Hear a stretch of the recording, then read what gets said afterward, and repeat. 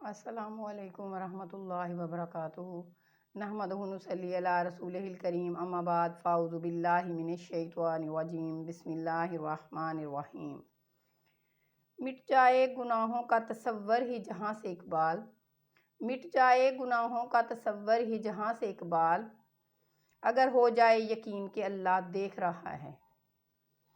کفار مکہ خاندان بنو ہاشم کے انتقام اور لڑائی بھڑک اٹھنے کے خوف سے حضور صلی اللہ علیہ وآلہ وسلم کو قتل تو نہ کر سکے، لیکن طرح طرح کی تکلیفوں اور ایذ رسانیوں سے آپ پر ظلم و ستم کے پہاڑ توڑنے لگے۔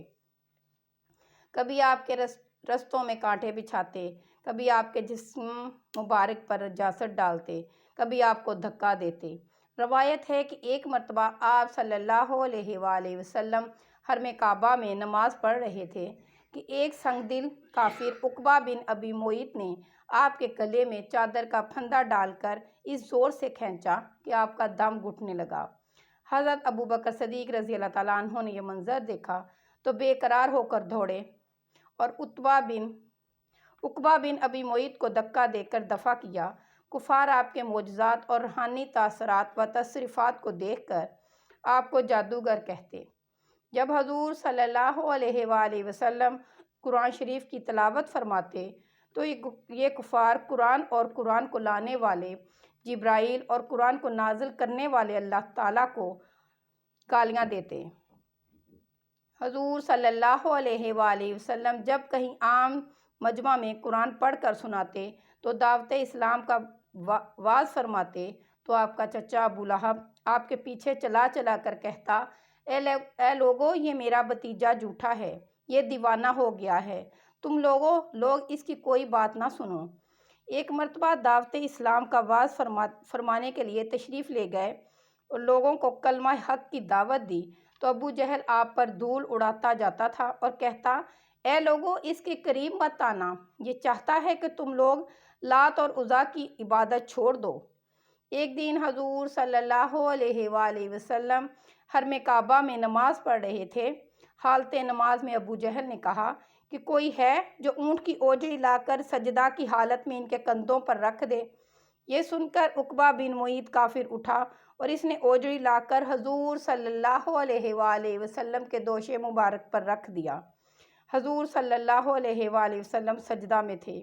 دیر تک اوجڑی کندھوں اور گردن پر پڑی رہی اور کافر ہنستے رہے۔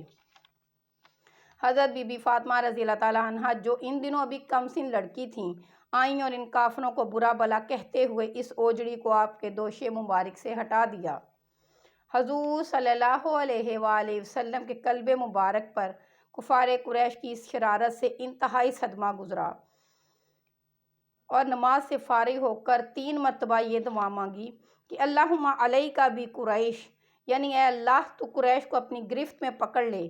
پھر ابو جہل بن ربیع، شیبہ بن عتبہ، ولید بن عتبہ، امیہ بن خلف، عمارہ بن ولید کا نام لے کر دعا مانگی کہ الہی تو ان لوگوں کو اپنی گرفت میں لے لے۔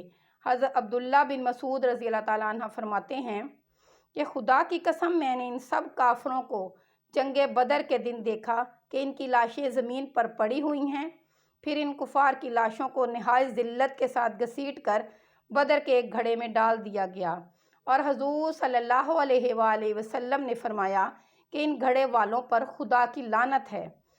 کفار جو آپ کو زیادہ تنگ کرتے ان میں زیادہ آپ کے پڑوسی تھے، ان میں سے اکثریت مالدار اور صاحب اقتدار تھے اور دن رات سرور کائنات کی ایذ رسانی میں مصروف کار رہتے تھے۔ ان کے قدموں پہ میں نثار جن کے قدوم ناز نے، ان کے قدموں پہ میں نثار جن کے قدوم ناز نے، اجڑے ہوئے دیار کو رشک چمن بنا دیا۔ اللہم صلی وسلم وبارک علی سیدنا و مولانا محمد و آلہ و اصحابہ وبارک وسلم، وآخر دعوانا ان الحمد للہ رب العالمین۔ اللہ نگہبان۔